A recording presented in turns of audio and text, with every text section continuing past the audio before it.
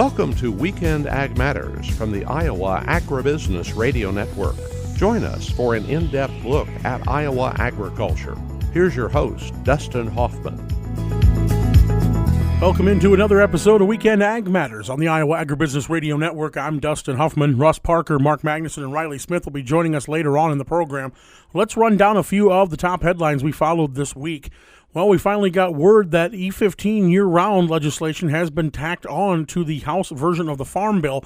Of course, there's a little ways to go. The House is set to hopefully vote on that bill next week. And, of course, G.T. Thompson, the chair of the House Ag Committee, says that he doesn't see too many roadblocks ahead for getting that done. Of course, we will be in Washington, D.C., or I will be in Washington, D.C. next week for the Washington Watch event hosted by the National Association of Farm Broadcasting, and we'll be hearing directly from G.T. Thompson later on in the week. The Iowa Corn Growers Association said that they've been advocating for year-round E15 for more than 15 years, a goal that remains a top priority for farm families as they face tightening margins and market volatility. President of the ICGA, Mark Mueller, a farmer of Waverly, issued the following statement. He said, "This legislation is the common sense step we've been working towards for a long time. Iowa corn growers need the stability that nationwide year-round E15 provides. This is more than just a policy. It's a lifeline that's going to help increase corn demand and allow many of us to continue farming." They appreciate the work that Representative Feenstra and the entire Iowa delegation has put forth for their continued leadership as they push for passage of the E15 bill. Well, tree planting at the Iowa State Fairgrounds was one of the many events planned this year as part of the American 250 celebration, marking the nation's 250th birthday. Iowa Ag Secretary Mike Nag, who also serves as vice chair of America's 250 Commission, says the effort includes a wide range of activities from across the state, from large signature events to smaller community celebrations, and says the tree planting effort, which includes the goal of planting 250 trees across Iowa with the help of 4-H and FFA. Secretary Nag says that he encourages all Iowans to mark the occasion of the 250th birthday of the country in their own way. Yeah, this is really just, as you say, a series of events. They're going to be big and small, signature events, small community events. And I just keep encouraging folks, you don't need permission to celebrate America 250. You can do it. You should do it. Please think of ways that you can celebrate in your own family, your own business, your own community. Nag says it's important to keep sharing these stories about where America has come from and realize that it was something that was inevitable.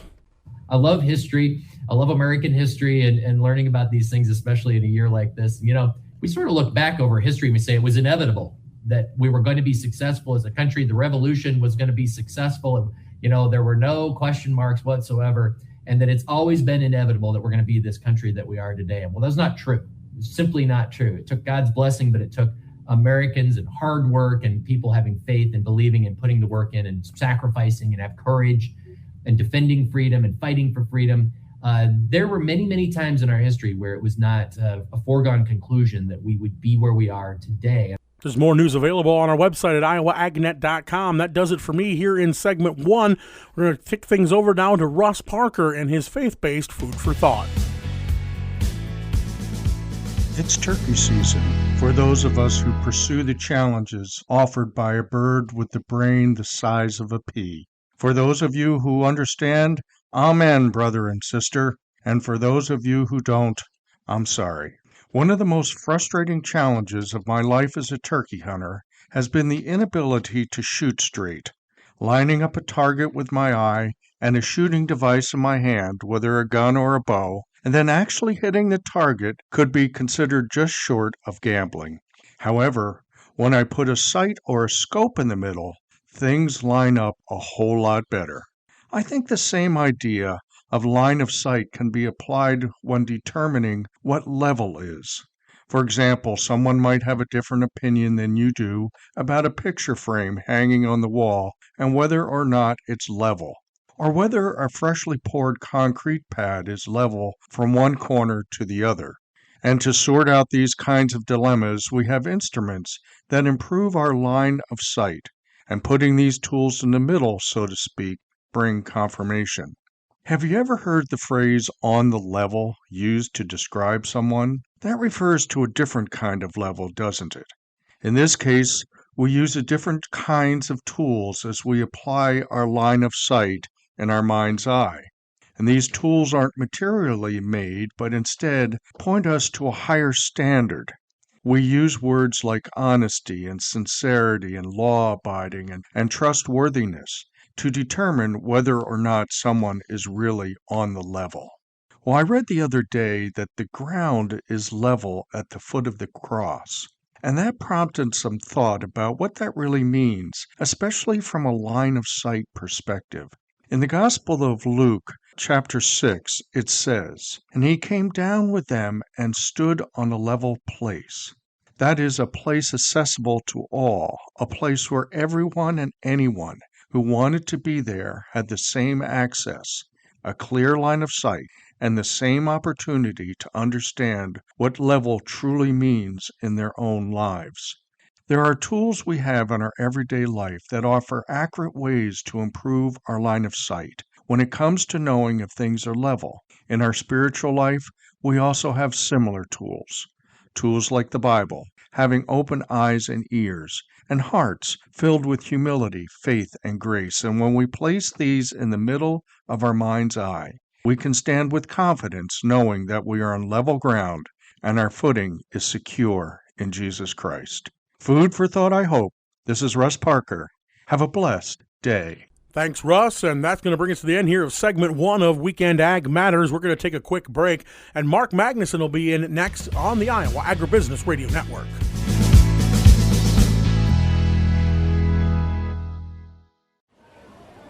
Your local radio station brings you the local news you depend on. The Iowa Agribusiness Radio Network complements that with ag news, weather, and market updates tailored for Iowa's farmers. Together, we deliver the best of both worlds, local connection and industry expertise. It's all to keep you connected with the heartbeat of the heartland. The Iowa Agribusiness Radio Network, connecting rural Iowa with the news that matters to you.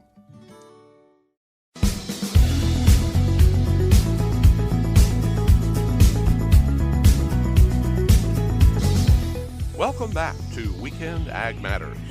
Here is Mark Magnuson.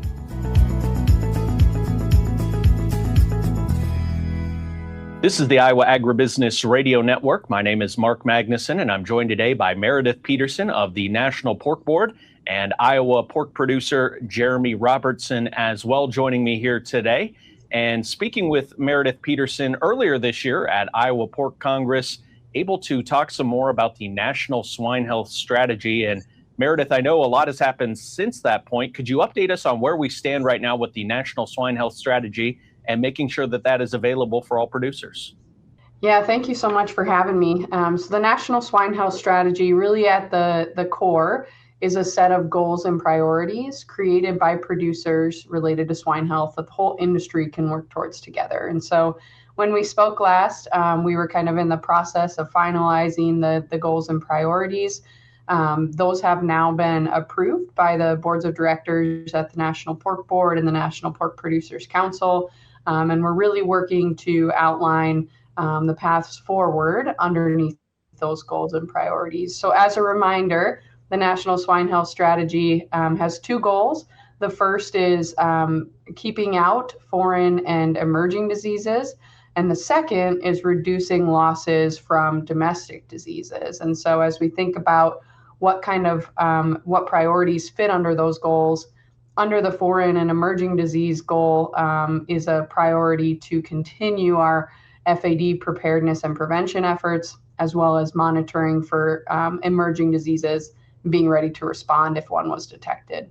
On the domestic disease side of things are a couple of long-term priorities related to PED and PRRS elimination, and then a more broad priority asking to reduce the spread of endemic diseases as a whole across the U.S. swine industry. So it's a comprehensive producer-led effort, and we're really excited to have some direct and final guidance to continue to move towards in the future. And as I mentioned, Jeremy Robertson, an Iowa producer, he's located in Southeast Iowa, also joining me here today. And Jeremy, when I first heard about the National Swine Health Strategy, it was interesting to me that this is not National Pork Board saying, hey, here are the things that we think need to be done in terms of swine health. Instead, it was producers putting together those things that they need help with, things that need to be addressed, and then bringing that to National Pork Board to kind of compile and put all together So I thought that was an interesting way to go about things, because the producers are the ones that are dealing with these real world problems every day and seeing all of the things that need to be done to help fight disease. So Jeremy, could you tell me please how you are involved in the National Swine Health Strategy, and maybe just kind of your thoughts on the strategy when you first heard about it? Yes, and thank you for having me on today, Mark. When I first heard about it, was basically the survey went out last calendar year. Throughout the year, with both allied industry and producers having the ability to comment, have a voice, be heard. Following up with that, I was fortunate enough to be, as a producer, participated in the producer survey advisory committee, where we actually broke down those surveys and listened to the producers as a result of, to come back to the realization that there's a huge need. Obviously, health is a large component of what we do today. It's not bias. It's one of the challenges, both from a health, production, and financial standpoint of what we do as an industry. It was a call to action that we can't be silent as producers anymore. What affects us affects our neighbors and neighboring states, and the absolute need for unity, because overall this has to produce results to be effective. And then Meredith, is that something that you found, that there was a need for uniformity across the board, instead of maybe individual producers doing things that they think are best for their operations in terms of health, kind of trying to find a blanket coverage that could help in all areas? Sure, I think it's a little bit nuanced. So what Jeremy mentioned, and I think what's really important, is that regardless of the segment of the industry or the size of the producer or where they raise pigs in the United States, the problems we heard across those groups were the same. And so the challenge is that the different segments see are the same. I would say, that being said, there's definitely a lot of nuance across site types, across farms. And so there might be different approaches at the individual farm level. But in terms of the goals that we've been directed by producers to work towards, those goals are goals that will benefit every producer in the industry. So at the tactical farm level, the response might look a little bit different depending on the characteristics of the farm and the health status of the farm. But at the end of the day, it's really exciting to have a set of priorities that's representative of all producers. Jeremy, do you have an example then for what Meredith was just speaking to, in terms of something that affects all producers, or something that is just an absolute priority that kind of was at the top of the board when this was being put together? Absolutely. One of the leaders in this survey was PRRS, porcine respiratory reproductive syndrome, or as a producer, what I call a persistent reduction revenue and spirit, right? We face a lot of challenges as producers, and over time, diseases evolve, health pressures evolve. During as the board or the boards have came together to put together this ask from the producers for this swine health strategy, it's really driven that, going back to Meredith's goals that she was talking about, these diseases are not biased. They don't stop at state lines. Producers need options that fit their style, size, and way of production to improve the industry. And that's where the unity has to, and participation from a producer aspect, needs to fall in line. And then Meredith, I remember as well when we talked at Iowa Pork Congress, for example, something like PRRS or porcine epidemic diarrhea virus, things that we take into account that, yes, we are probably going to have to deal with.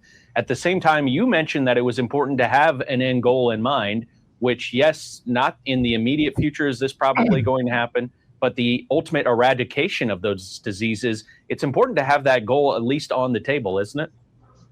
Yeah, the advisory group who really kind of set the goals and priorities for us had a lot of discussion around elimination of some of these diseases like PRRS and PED. And I think every producer in that room acknowledged that this is a marathon and not a sprint.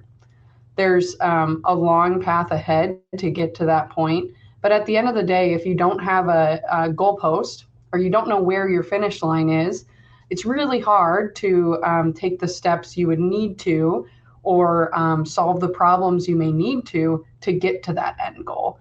And so I think there's some pretty lofty priorities, I do think it's important that that end goal is very clearly defined.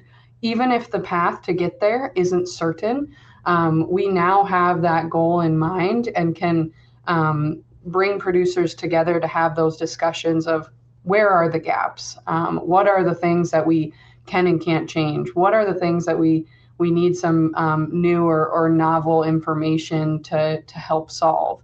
Until we have that goal in mind, it's hard to really direct efforts towards a coordinated approach.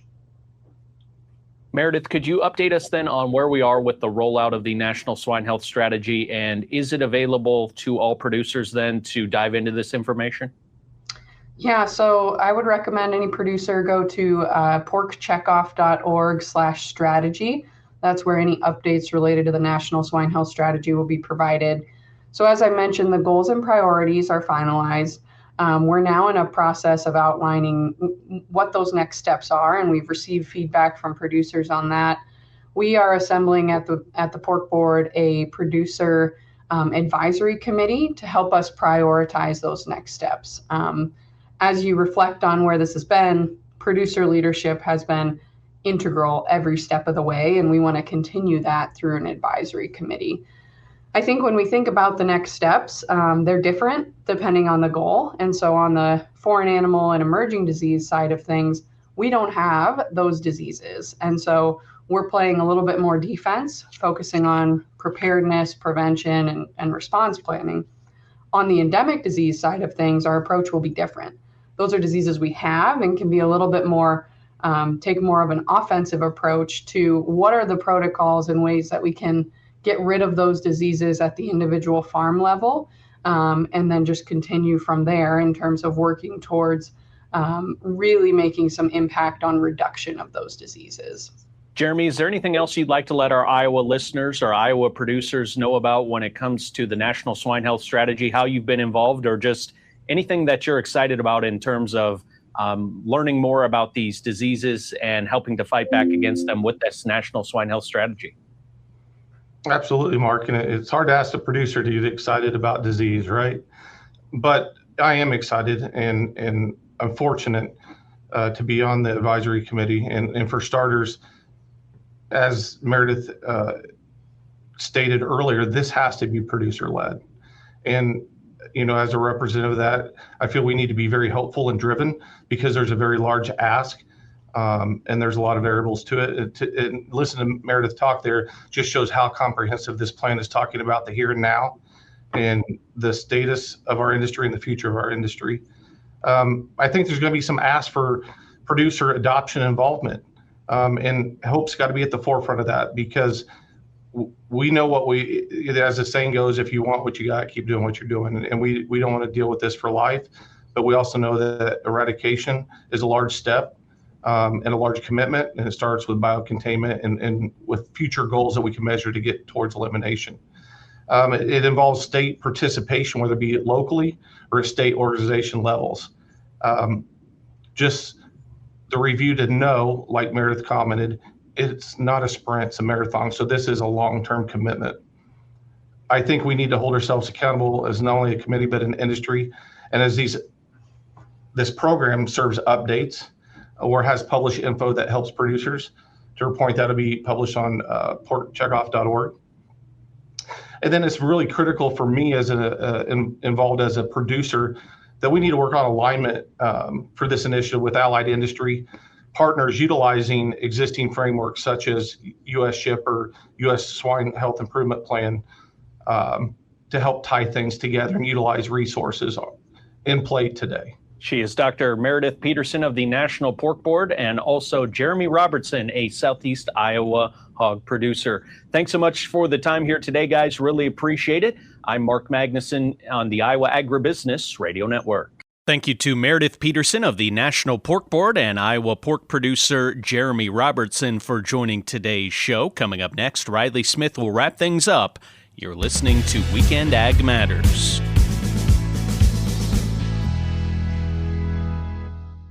Doing business with Growmark is easy. Growmark is an agricultural cooperative serving retailers, businesses, other cooperatives, and customers in the U.S. and Canada. Growmark provides customers with fuels, lubricants, crop nutrients, crop protection products, seed, construction services, equipment, and grain marketing assistance. Additionally, Growmark provides a host of services for warehousing and logistics, training, and support.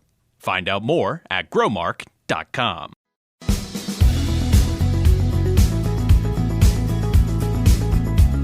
Welcome back to Weekend Ag Matters. Here's Riley Smith.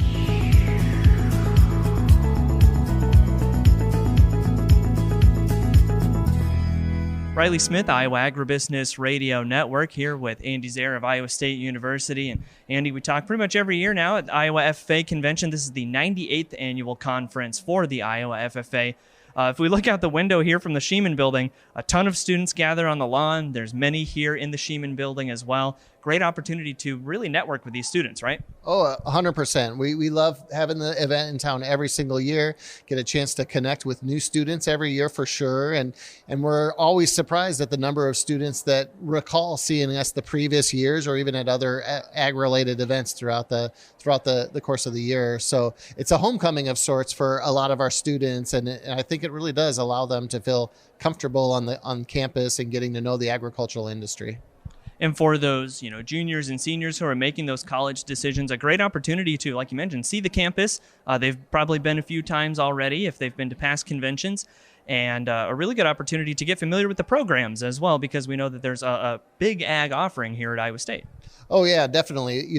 I think the key part of it is getting to know some people on campus. And, that starts at the very top. This will be my first year to be able to show a new president, Dr. David Cook, around and give him his first exposure of the Iowa FFA convention. And I've got a new career services director in the College of Agriculture and Life Sciences. The department chair of horticulture is here checking it out. So there's really some great people to get to know at that Iowa State display and throughout campus and in the building to really ask those questions if you're exploring those areas. So, we're student centric and we do our best working one-on-one with each individual student to make sure we're finding their needs. And even for those students who are maybe freshmen, sophomores, a little earlier into their high school careers, it's still a good time to be looking at those options. I can say from personal experience, the difference between my freshman year and my senior year of knowing what I wanted to do was huge. And seeing all the options out there. I mean, in agriculture, there's more than just farming. You can do a lot of different things even within that. Oh, definitely. Yeah, we've had a lot of great conversations with students about majors and areas of study they didn't even know existed. And to be fair, some of them are brand new. We just added a digital and precision agriculture major this year. We have a brand new animal enterprise and innovation major that's kind of like the business side of the animal industry. And we're really excited about these two different offerings because I think a lot of students, this is their first exposure to the varied career areas related to, in this case, animal agriculture, but all of the diverse areas of agriculture for sure.